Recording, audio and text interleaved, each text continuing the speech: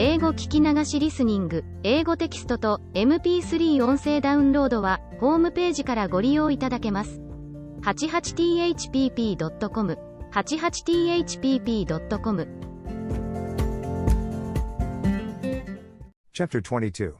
Of the freedom Don Quixote conferred on several unfortunates who against their will were being carried where they had no wish to go. Sidamete Benengeli, the Arab and Manchegan author, relates in this most grave, high-sounding, minute, delightful, and original history that after the discussion between the famous Don Quixote of La Mancha and his squire Sancho Panza, which is set down at the end of chapter 21, Don Quixote raised his eyes and saw coming along the road he was following some dozen men on foot strung together by the neck, like beads, on a great iron chain, and all with manacles on their hands. With them there came also 2 men on horseback and 2 on foot, those on horseback with willock muskets, those on foot with javelins and swords, and as soon as Sancho saw them he said, "That is a chain of galley slaves, on the way to the galleys by force of the king's orders." "How by force?" asked Don Quixote. "Is it possible that the king uses force against anyone?" "I do not say that," answered Sancho, "but that these are people condemned for their crimes to serve by force in the king's galleys." "In fact," replied Don Quixote, "however it may be, these people are going where they are taking them by force, and not of their own will." "Just so," said Sancho. "Then if so," said Don Quixote, "here is a case for the exercise of my office, to put down force and to succor and help the wretched." "Recollect, your worship," said Sancho, "justice, which is the king himself, is not using force or doing wrong to such persons, but punishing them for their crimes." The chain of galley slaves had by this time come up, and Don Quixote in very courteous language asked those who were in custody of it to be good enough to tell him the reason or reasons for which they were conducting these people in this manner. One of the guards on horseback answered that they were galley slaves belonging to His Majesty, that they were going to the galleys, and that was all that was to be said and all he had any business to know. "Nevertheless," replied Don Quixote, "I should like to know from each of them separately the reason of his misfortune." To this he added more to the same effect to induce them to tell him what he wanted so civilly that the other mounted guard said to him, "Though we have here the register and certificate of the sentence of every one of these wretches, this is no time to take them out or read them. Come and ask themselves, they can tell if they choose, and they will, for these fellows take a pleasure in doing and talking about rascalities." With this permission, which Don Quixote would have taken even had they not granted it, he approached the chain and asked the first for what offenses he was now in such a sorry case. He made answer that it was for being a lover. "For that only?" replied Don Quixote. "Why, if for being lovers they send people to the galleys I might have been rowing in them long ago." "The love is not the sort your worship is thinking of," said the galley slave. "Mine was that I loved a washerwoman's basket of clean linen so well, and held it so close in my embrace, that if the arm of the law had not forced it from me, I should never have let it go of my own will to this moment. I was caught in the act, there was no occasion for torture, the case was settled, they treated me to 100 lashes on the back, and 3 years of gurapas besides, and that was the end of it." "What are gurapas?" asked Don Quixote. "Gurapas are galleys," answered the galley slave, who was a young man of about 24, and said he was a native of Piedrahita. Don Quixote asked the same question of the second, who made no reply, so downcast and melancholy was he, but the first answered for him, and said, "He, sir, goes as a canary, I mean as a musician and a singer." "What," said Don Quixote, "for being musicians and singers are people sent to the galleys too?"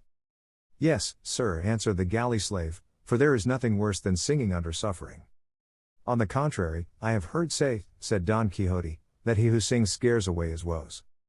"Here it is the reverse," said the galley slave, "for he who sings once weeps all his life." "I do not understand it," said Don Quixote, but one of the guards said to him, "Sir, to sing under suffering means with the non-sancta fraternity to confess under torture. They put this sinner to the torture and he confessed his crime, which was being a cuatrero, that is a cattle stealer, and on his confession they sentenced him to 6 years in the galleys, besides 200 lashes that he has already had on the back, and he is always dejected and downcast because the other thieves that were left behind and that march here ill-treat, and snub, and jeer, and despise him for confessing and not having spirit enough to say nay, for, say they, nay has no more letters in it than yea, and a culprit is well off when life or death with him depends on his own tongue and not on that of witnesses or evidence, and to my thinking they are not very far out." "And I think so too," answered Don Quixote. Then passing on to the third he asked him what he had asked the others, and the man answered very readily and unconcernedly, "I am going for 5 years to their ladyships the gurapas for the one of 10 ducats." "I will give 20 with pleasure to get you out of that trouble," said Don Quixote. That, said the galley slave, is like a man having money at sea when he is dying of hunger and has no way of buying what he wants. I say so because if at the right time I had had those 20 ducats that your worship now offers me, I would have greased the notary's pen and freshened up the attorney's wit with them, so that today I should be in the middle of the plaza of the Zocodover at Toledo, and not on this road coupled like a greyhound. But God is great, patience, there, that's enough of it.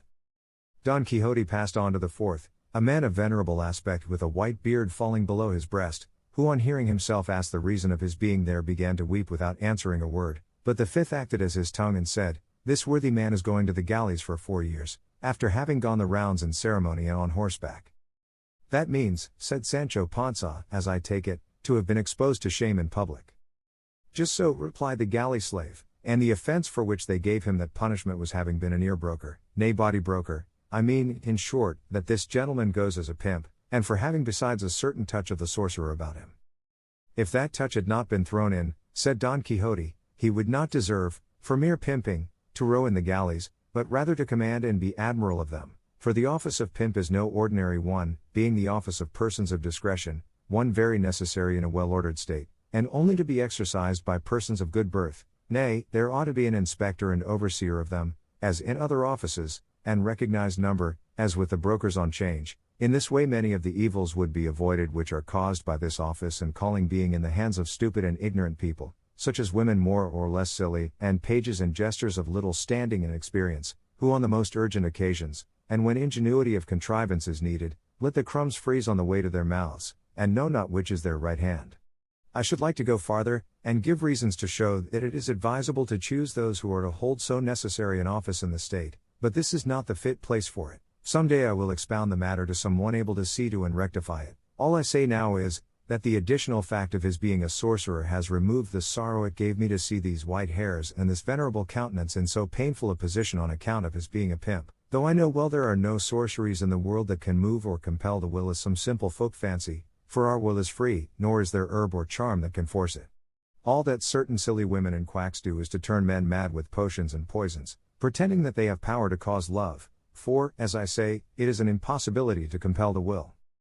It is true, said the good old man, and indeed, sir, as far as the charge of sorcery goes I was not guilty. As to that of being a pimp I cannot deny it, but I never thought I was doing any harm by it, for my only object was that all the world should enjoy itself and live in peace and quiet, without quarrels or troubles, but my good intentions were unavailing to save me from going where I never expect to come back from, with this weight of years upon me and a urinary ailment that never gives me a moment's ease. And again he fell to weeping as before, and such compassion did Sancho feel for him that he took out a reel of 4 from his bosom and gave it to him in alms.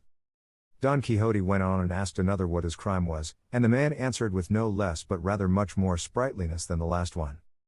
I am here because I carried the joke too far with a couple of cousins of mine, and with a couple of other cousins who were none of mine. In short, I carried the joke so far with them all that it ended in such a complicated increase of kindred that no accountant could make it clear. It was all proved against me, I got no favor, I had no money, I was near having my neck stretched, they sentenced me to the galleys for 6 years, I accepted my fate, it is the punishment of my fault, I am a young man, let life only last, and with that all will come right. If you, sir, have anything wherewith to help the poor, God will repay it to you in heaven, and we on earth will take care in our petitions to him to pray for the life and health of your worship, that they may be as long and as good as your amiable appearance deserves. This one was in the dress of a student, and one of the guards said he was a great talker and a very elegant Latin scholar. Behind all these there came a man of 30, a very personable fellow, except that when he looked, his eyes turned in a little one towards the other. He was bound differently from the rest, for he had to his leg a chain so long that it was wound all round his body, and 2 rings on his neck, one attached to the chain, the other to what they call a keep friend or friend's foot, from which hung 2 irons reaching to his waist with 2 manacles fixed to them in which his hands were secured by a big padlock, so that he could neither raise his hands to his mouth nor lower his head to his hands. Don Quixote asked why this man carried so many more chains than the others. The guard replied that it was because he alone had committed more crimes than all the rest put together, and was so daring and such a villain, that though they marched him in that fashion they did not feel sure of him, but were in dread of his making his escape. What crimes can he have committed, said Don Quixote, if they have not deserved a heavier punishment than being sent to the galleys? He goes for 10 years, replied the guard, which is the same thing as civil death, and all that need be said is that this good fellow is the famous Ernest de Pasamonte, otherwise called Ginecillo de Parapilla. Gently, Senor Commissary, said the galley slave at this, let us have no fixing of names or surnames. My name is Ines, not Ginecillo, and my family name is Pasamonte, not Parapilla as you say. Let each one mind his own business, and he will be doing enough. Speak with less impertinence, master thief of extra measure, replied the commissary, if you don't want me to make you hold your tongue in spite of your teeth. It is easy to see, returned the galley slave, that man goes as God pleases, but someone shall know some day whether I am called Ginecillo de Parapilla or not. Don't they call you so, you liar? Said the guard. They do, returned Ines, but I will make them give over calling me so, or I will be shaved, where, I only say behind my teeth. If you, sir, have anything to give us, give it to us at once, and God speed you, for you are becoming tiresome with all this inquisitiveness about the lives of others. If you want to know about mine, let me tell you I am Ines de Pasamonte, whose life is written by these fingers. He says true, said the commissary, for he has himself written his story as grand as you please, and has left the book in the prison in pawn for 200 reals. And I mean to take it out of pawn, said Ines, though it were in for 200 ducats. Is it so good? Said Don Quixote. So good is it, replied Ines, that a fig for Los Orio de Tormes, and all of that kind that have been written, or shall be written compared with it, all I will say about it is that it deals with facts, and facts so neat and diverting that no lies could match them. And how is the book entitled? Asked Don Quixote. The Life of Ines de Pasamonte, replied the subject of it. And is it finished? Asked Don Quixote. How can it be finished, said the other, when my life is not yet finished? All that is written is from my birth down to the point when they sent me to the galleys this last time. Then you have been there before? Said Don Quixote. In the service of God and the king I have been there for 4 years before now, and I know by this time what the biscuit and curbash are like, replied Ines, and it is no great grievance to me to go back to them, for there I shall have time to finish my book. I have still many things left to say, and in the galleys of Spain there is more than enough leisure, though I do not want much for what I have to write, for I have it by heart. You seem a clever fellow, said Don Quixote. And an unfortunate one, replied Ines, for misfortune always persecutes good wit. It persecutes rogues, said the commissary. I told you already to go gently, master commissary, said Pasamonte, their lordships yonder never gave you that staff to ill-treat us wretches here, but to conduct and take us where his majesty orders you. If not, by the life of never mind, it may be that some day the stains made in the inn will come out in the scouring. Let everyone hold his tongue and behave well and speak better, and now let us march on, for we have had quite enough of this entertainment. The commissary lifted his staff to strike Pasamonte in return for his threats, but Don Quixote came between them, and begged him not to ill-use him, as it was not too much to allow one who had his hands tied to have his tongue a trifle free, and turning to the whole chain of them he said, From all you have told me, dear brethren, make out clearly that though they have punished you for your faults, the punishments you are about to endure do not give you much pleasure, and that you go to them very much against the grain and against your will, and that perhaps this one's one of courage under torture, that one's one of money, the other's one of advocacy, and lastly the perverted judgment of the judge may have been the cause of your ruin and of your failure to obtain the justice you had on your side. All which presents itself now to my mind, urging, persuading, and even compelling me to demonstrate in your case the purpose for which heaven sent me into the world and caused me to make profession of the order of chivalry to which I belong, and the vow I took therein to give aid to those in need and under the oppression of the strong. But as I know that it is a mark of prudence not to do by foul means what may be done by fair, I will ask these gentlemen, the guards and commissary, to be so good as to release you and let you go in peace, as there will be no lack of others to serve the king under more favorable circumstances, for it seems to me a hard case to make slaves of those whom God and nature have made free. Moreover, sirs of the guard, added Don Quixote, these poor fellows have done nothing to you. Let each answer for his own sins yonder. There is a God in heaven who will not forget to punish the wicked or reward the good, and it is not fitting that honest men should be the instruments of punishment to others, they being therein no way concerned. This request I make thus gently and quietly, that, if you comply with it, I may have reason for thanking you, and, if you will not voluntarily, this lance and sword together with the might of my arm shall compel you to comply with it by force.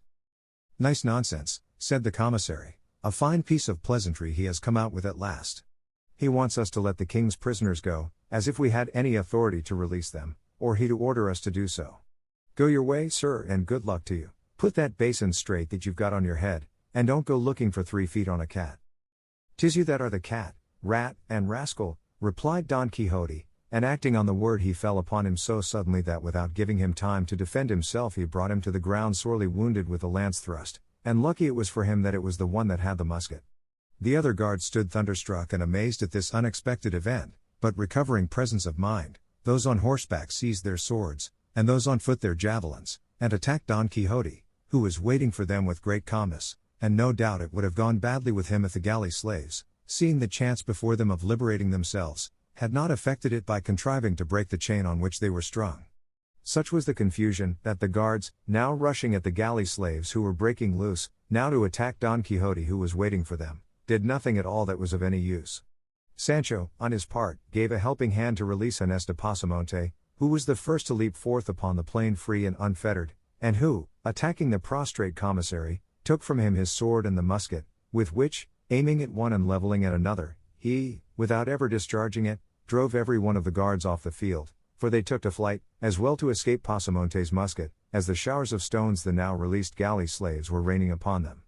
Sancho was greatly grieved at the affair, because he anticipated that those who had fled would report the matter to the Holy Brotherhood, who at the summons of the alarm bell would at once sally forth in quest of the offenders, and he said so to his master, and entreated him to leave the place at once, and go into hiding in the sierra that was close by. "That is all very well," said Don Quixote, "but I know what must be done now," and calling together all the galley slaves, who were now running riot and had stripped the commissary to the skin, he collected them round him to hear what he had to say, and addressed them as follows: "To be grateful for benefits received is the part of persons of good birth, and one of the sins most offensive to God is ingratitude. I say so because, sirs, ye have already seen by manifest proof the benefit ye have received of me, in return for which I desire, and it is my good pleasure that, laden with that chain which I have taken off your necks, ye at once set out and proceed to the city of El Toboso, and there present yourselves before the Lady Dulcinea del Toboso, and say to her that her knight, he of the rueful countenance, sends to commend himself to her, and that ye recount to her in full detail all the particulars of this notable adventure, up to the recovery of your longed-for liberty, and this done ye may go where ye will. And good fortune attend you." Inés de Pasamonte made answer for all, saying, "That which you, sir, our deliverer, demand of us, is of all impossibilities the most impossible to comply with, because we cannot go together along the roads, but only singly and separate, and each one his own way, endeavoring to hide ourselves in the bowels of the earth to escape the Holy Brotherhood, which, no doubt, will come out in search of us. What your worship may do, and fairly do, is to change this service and tribute as regards the Lady Dulcinea del Toboso for a certain quantity of Ave Marias and Credos which we will say for your worship's intention, and this is a condition that can be complied with by night as by day, running or resting, in peace or in war. But to imagine that we are going now to return to the flesh pots of Egypt, I mean to take up our chain and set out for El Toboso, is to imagine that it is now night, though it is not yet 10 in the morning, and to ask this of us is like asking pears of the elm tree." "Then by all that's good," said Don Quixote, now stirred to wrath, "Don son of a bitch, Don Ginesillo de Parapillo, or whatever your name is, you will have to go yourself alone, with your tail between your legs and the whole chain on your back." Pasamonte, who was anything but meek, being by this time thoroughly convinced that Don Quixote was not quite right in his head as he had committed such a vagary as to set them free, finding himself abused in this fashion, gave the wink to his companions, and falling back they began to shower stones on Don Quixote at such a rate that he was quite unable to protect himself with his buckler, and poor Rocinante no more heeded the spur than if he had been made of brass. Sancho planted himself behind his ass, and with him sheltered himself from the hailstorm that poured on both of them. Don Quixote was unable to shield himself so well but that more pebbles than I could count struck him full on the body with such force that they brought him to the ground, and the instant he fell the student pounced upon him, snatched the basin from his head, and with it struck 3 or 4 blows on his shoulders, and as many more on the ground, knocking it almost to pieces. They then stripped him of a jacket that he wore over his armor, and they would have stripped off his stockings if his greaves had not prevented them. From Sancho they took his coat, leaving him in his shirt sleeves, and dividing among themselves the remaining spoils of the battle, they went each one his own way, more solicitous about keeping clear of the Holy Brotherhood they dreaded, than about burdening themselves with the chain, or going to present themselves before the Lady Dulcinea del Toboso. The ass and Rocinante, Sancho and Don Quixote, were all that were left upon the spot, the ass with drooping head, serious, shaking his ears from time to time as if he thought the storm of stones that assailed them was not yet over, Rocinante stretched beside his master, for he too had been brought to the ground by a stone, Sancho stripped, and trembling with fear of the Holy Brotherhood, and Don Quixote fuming to find himself so served by the very persons for whom he had done so much. Chapter 20.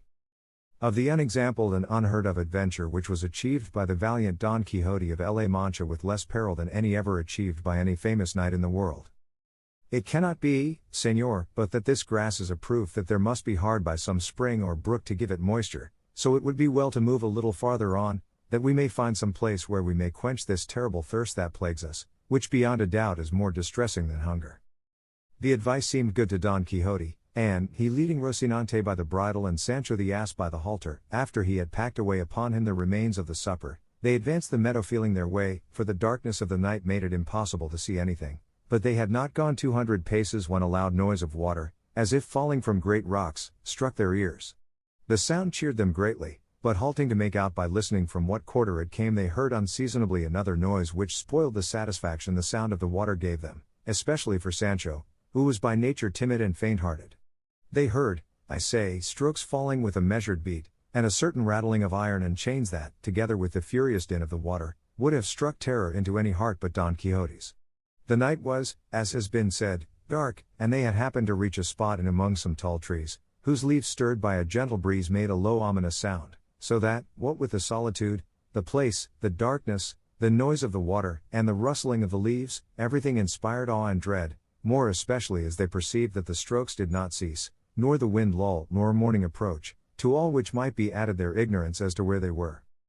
But Don Quixote, supported by his intrepid heart, leapt on Rocinante, and bracing his buckler on his arm, brought his pike to the slope, and said, Friend Sancho, know that I by heavens will have been born in this our iron age to revive in it the age of gold, or the golden as it is called. I am he for whom perils, mighty achievements, and valiant deeds are reserved. I am, I say again, he who is to revive the knights of the Round Table, the 12 of France and the 9 worthies, and he who is to consign to oblivion the Platters, the Tablants, the Ollivants and Tarantes, the Phoebuses and Belianises, with the whole herd of famous knights errant of days gone by, performing in these in which I live such exploits, marvels, and feats of arms as shall obscure their brightest deeds.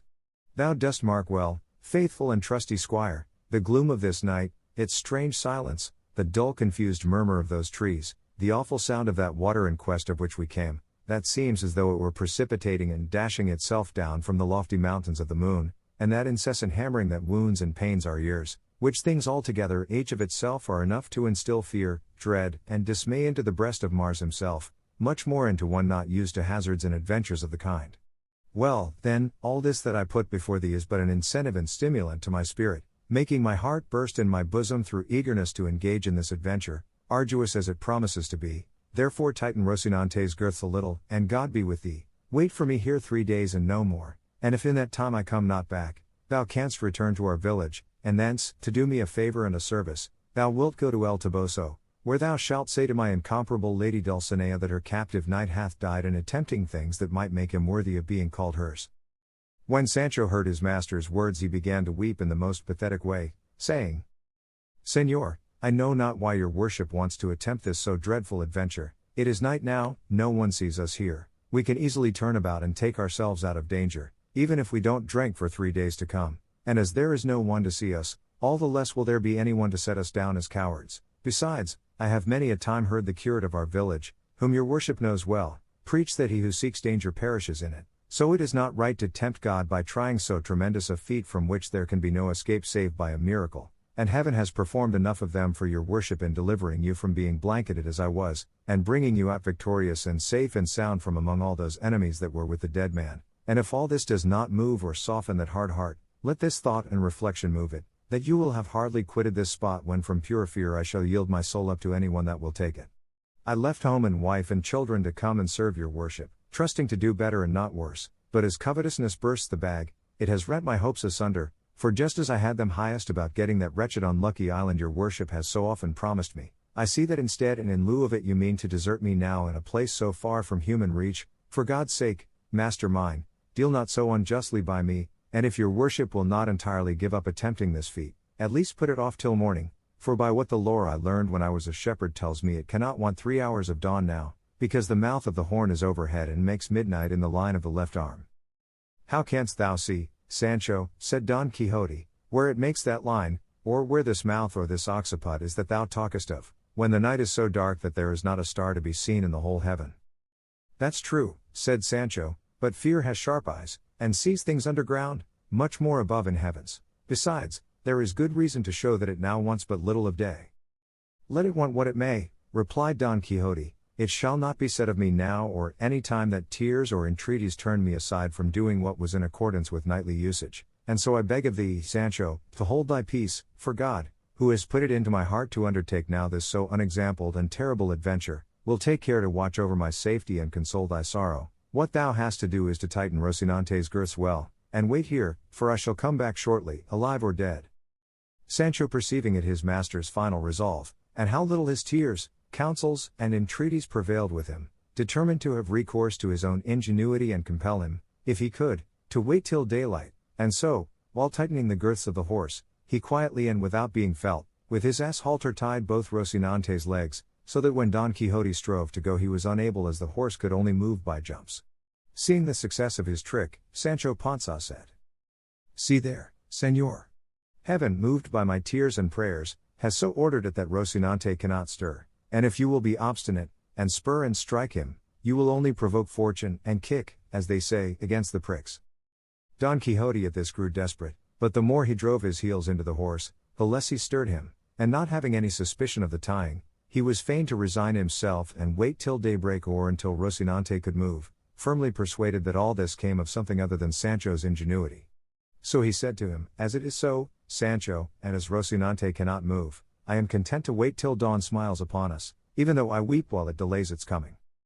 "There is no need to weep," answered Sancho, "for I will amuse your worship by telling stories from this till daylight, unless indeed you like to dismount and lie down to sleep a little on the green grass after the fashion of knights errant, so as to be fresher when day comes and the moment arrives for attempting this extraordinary adventure you are looking forward to." "What art thou talking about dismounting or sleeping for?" said Don Quixote. "Am I, thinkest thou, one of those knights that take their rest in the presence of danger? Sleep thou who art born to sleep, or do as thou wilt, for I will act as I think most consistent with my character." "Be not angry, master mine," replied Sancho, "I did not mean to say that," and coming close to him he laid one hand on the pommel of the saddle and the other on the cantle, so that he held his master's left thigh in his embrace, not daring to separate a finger's width from him, so much afraid was he of the strokes which still resounded with a regular beat. Don Quixote bade him tell some story to amuse him as he had proposed, to which Sancho replied that he would if his dread of what he heard would let him. "Still," said he, "I will strive to tell a story which, if I can manage to relate it, and nobody interferes with the telling, is the best of stories, and let your worship give me your attention, for here I begin. What was, and may the good that is to come be for all, and the evil for him who goes to look for it. Your worship must know that the beginning the old folk used to put to their tales was not just as each one pleased, it was a maxim of Cato Zonzarino the Roman, that says the evil for him that goes to look for it, and it comes as pat to the purpose now as ring to finger, to show that your worship should keep quiet, and not go looking for evil in any quarter, and that we should go back by some other road, since nobody forces us to follow this in which so many terrors affright us." "Go on with thy story, Sancho," said Don Quixote, "and leave the choice of our road to my care." "I say then," continued Sancho, "that in a village of Estremadura there was a goat shepherd, that is to say, one who tended goats, which shepherd or goatherd, as my story goes, was called Lope Ruiz, and this Lope Ruiz was in love with a shepherdess called Torralva, which shepherdess called Torralva was the daughter of a rich grazier, and this rich grazier—" "If that is the way thou tellest thy tale, Sancho," said Don Quixote, repeating twice all thou hast to say, "thou wilt not have done these 2 days, go straight on with it and tell it like a reasonable man, or else say nothing." "Tales are always told in my country in the very way I am telling this," answered Sancho, "and I cannot tell it in any other, nor is it right of your worship to ask me to make new customs." "Tell it as thou wilt," replied Don Quixote, "and as fate will have it that I cannot help listening to thee, go on."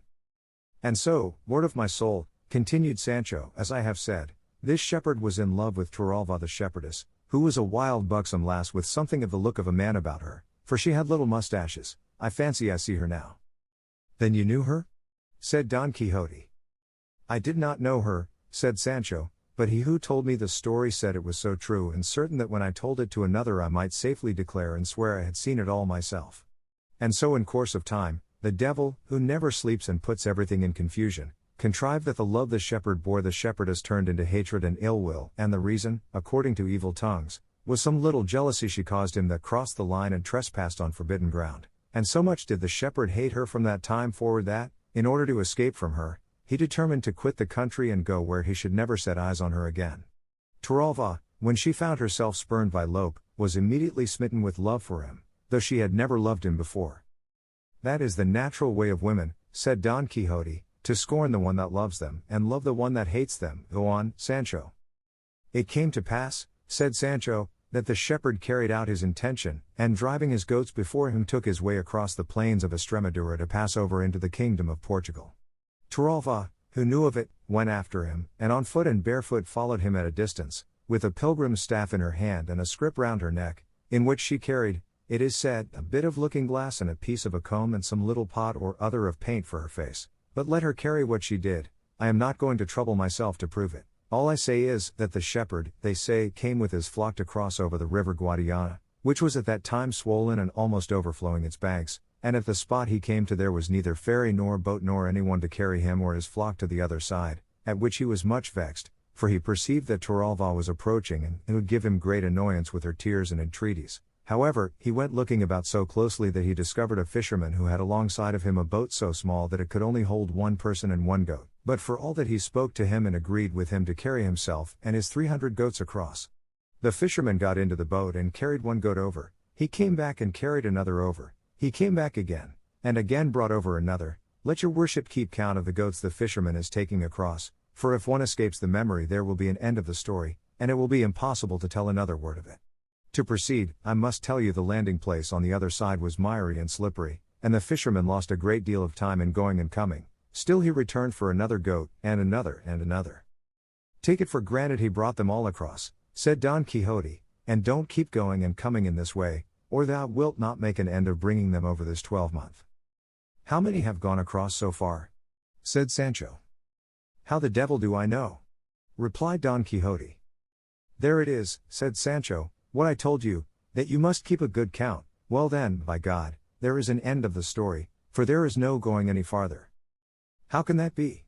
Said Don Quixote. Is it so essential to the story to know to a nicety the goats that have crossed over, that if there be a mistake of one in the reckoning, thou canst not go on with it? No, señor, not a bit, replied Sancho, for when I asked your worship to tell me how many goats had crossed, and you answered you did not know, at that very instant all I had to say passed away out of my memory, and, faith, there was much virtue in it, and entertainment. So, then, said Don Quixote, the story has come to an end. As much as my mother has, said Sancho.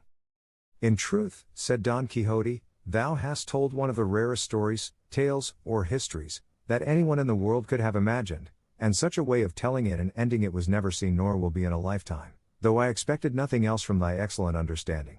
But I do not wonder, for perhaps those ceaseless strokes may have confused thy wits.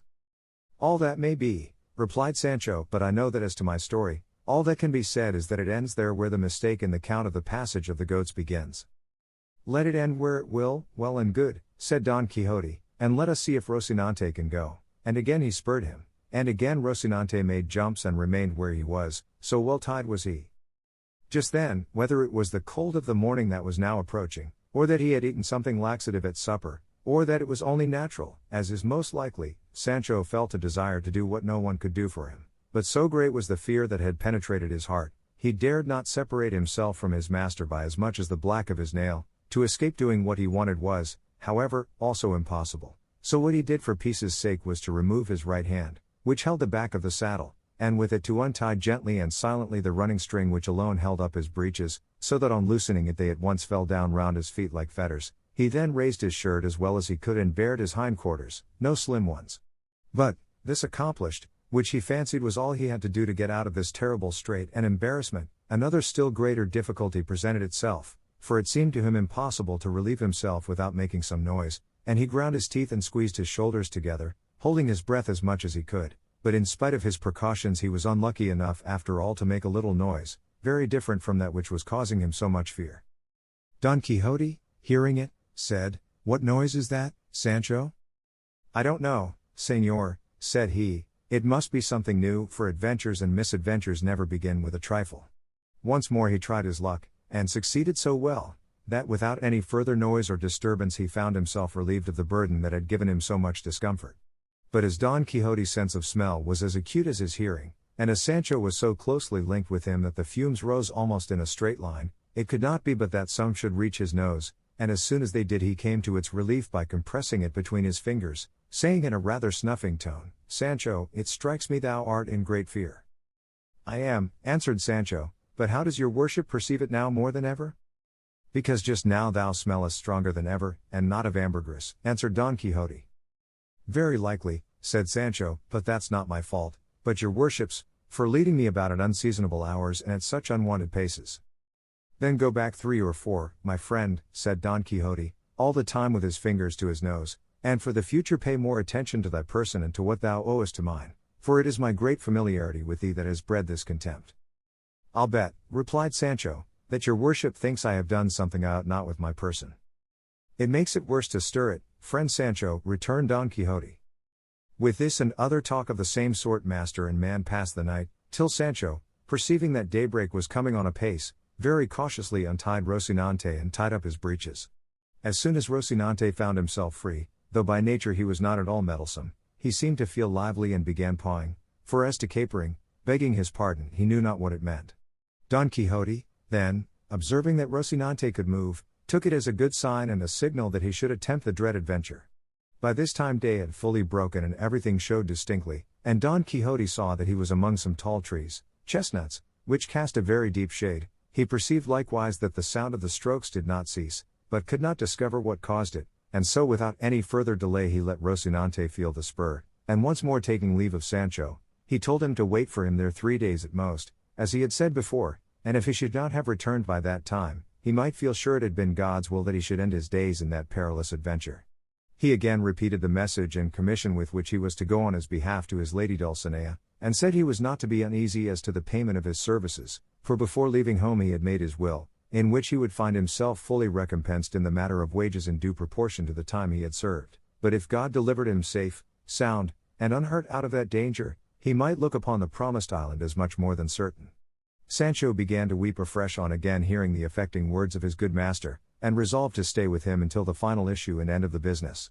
From these tears and this honorable resolve of Sancho Panza, the author of this history infers that he must have been of good birth and at least an old Christian, and the feeling he displayed touched his but not so much as to make him show any weakness. On the contrary, hiding what he felt as well as he could, he began to move towards that quarter whence the sound of the water and end of the strokes seemed to come. Sancho followed him on foot, leading by the halter, as his custom was, his ass, his constant comrade in prosperity or adversity, and advancing some distance through the shady chestnut trees they came upon a little meadow at the foot of some high rocks, down which a mighty rush of water flung itself. At the foot of the rocks were some rudely constructed houses looking more like ruins than houses, from among which came, they perceived, the din and clatter of blows, which still continued without intermission. Rocinante took fright at the noise of the water and of the blows, but quieting him Don Quixote advanced step by step towards the houses, commending himself with all his heart to his lady, imploring her support in that dread pass and enterprise, and on the way commending himself to God, too, not to forget him. Sancho, who never quitted his side, stretched his neck as far as he could and peered between the legs of Rocinante to see if he could now discover what it was that caused him such fear and apprehension. They went it might be 100 paces farther, when on turning a corner the true cause, beyond the possibility of any mistake, of that dread-sounding and to them awe-inspiring noise that had kept them all the night in such fear and perplexity, appeared plain and obvious, and it was, if, reader, thou art not disgusted and disappointed, 6 fulling hammers which by their alternate strokes made all the din. When Don Quixote perceived what it was, he was struck dumb and rigid from head to foot. Sancho glanced at him and saw him with his head bent down upon his breast in manifest mortification, and Don Quixote glanced at Sancho and saw him with his cheeks puffed out and his mouth full of laughter, and evidently ready to explode with it, and in spite of his vexation he could not help laughing at the sight of him, and when Sancho saw his master begin he let go so heartily that he had to hold his sides with both hands to keep himself from bursting with laughter. 4 times he stopped, and as many times did his laughter break out afresh with the same violence as at first, whereat Don Quixote grew furious, above all when he heard him say mockingly, "Thou must know, friend Sancho, that of heaven's will I was born in this our iron age to revive in it the golden or age of gold. I am he for whom are reserved perils, mighty achievements, valiant deeds," and here he went on repeating the words that Don Quixote uttered the first time they heard the awful strokes. Don Quixote, then, seeing that Sancho was turning him into ridicule, was so mortified and vexed that he lifted up his pike and smote him 2 such blows that if, instead of catching them on his shoulders, he had caught them on his head, there would have been no wages to pay, unless indeed to his heirs. Sancho, seeing that he was getting an awkward return in earnest for his jest, and fearing his master might carry it still further, said to him very humbly, "Come yourself, sir, for by God I am only joking." "Well, then, if you are joking I am not," replied Don Quixote. "Look here, my lively gentleman, if these, instead of being fulling hammers, had been some perilous adventure, have I not, think you, shown the courage required for the attempt and achievement? Am I, perchance, being, as I am, a gentleman, bound to know and distinguish sounds and tell whether they come from fulling mills or not, and that, when perhaps, as is the case, I have never in my life seen any as you have, low bore as you are, that have been born and bred among them? But turn me these 6 hammers into 6 giants, and bring them to beard me, one by one or all together, and if I do not knock them head over heels, then make what mockery you like of me." "No more of that, Señor," returned Sancho. "I own I went a little too far with the joke. But tell me, your worship, now that peace is made between us, and may God bring you out of all the adventures that may befall you as safe and sound as he has brought you out of this one, was it not a thing to laugh at, and is it not a good story, the great fear we were in? At least that I was in, for as to your worship I see now that you neither know nor understand what either fear or dismay is." "I do not deny," said Don Quixote, "that what happened to us may be worth laughing at, but it is not worth making a story about, for it is not everyone that is shrewd enough to hit the right point of a thing." "At any rate," said Sancho, "your worship knew how to hit the right point with your pike, aiming at my head and hitting me on the shoulders, thanks be to God and my own smartness in dodging it.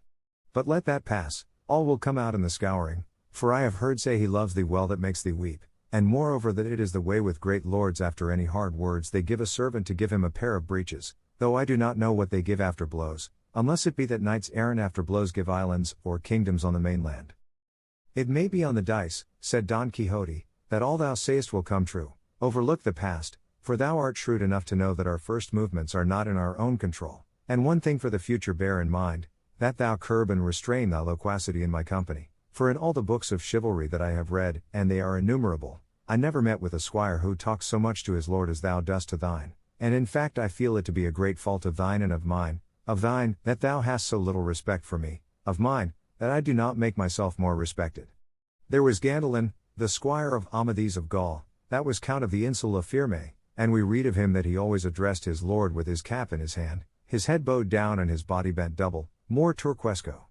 And then, what shall we say of Gasabal, the squire of Galar, who was so silent that in order to indicate to us the greatness of his marvelous taciturnity his name is only once mentioned in the whole of that history, as long as it is truthful?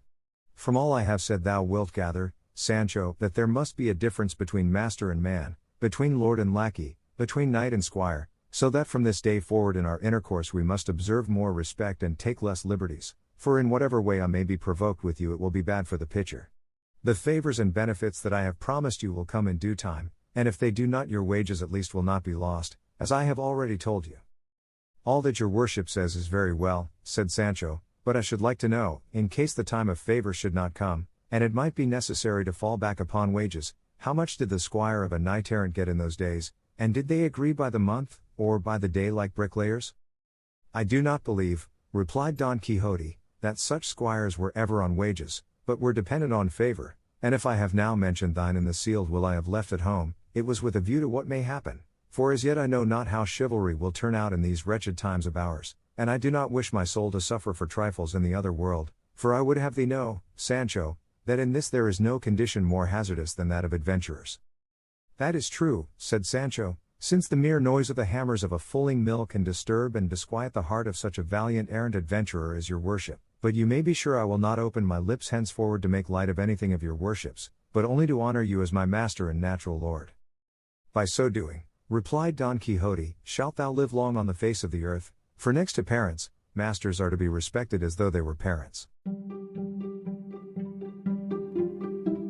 物語の続きはホームページからお聞きいただけます。また、テキスト、MP3 ダウンロードも合わせてご利用ください。88thpp.com 88thpp.com